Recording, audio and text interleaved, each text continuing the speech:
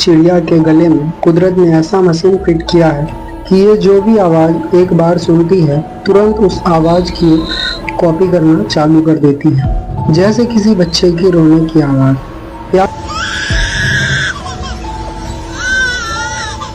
किसी दूसरे पक्षियों की आवाज, कुत्ते की आवाज, कार या हॉर्न की आवाज।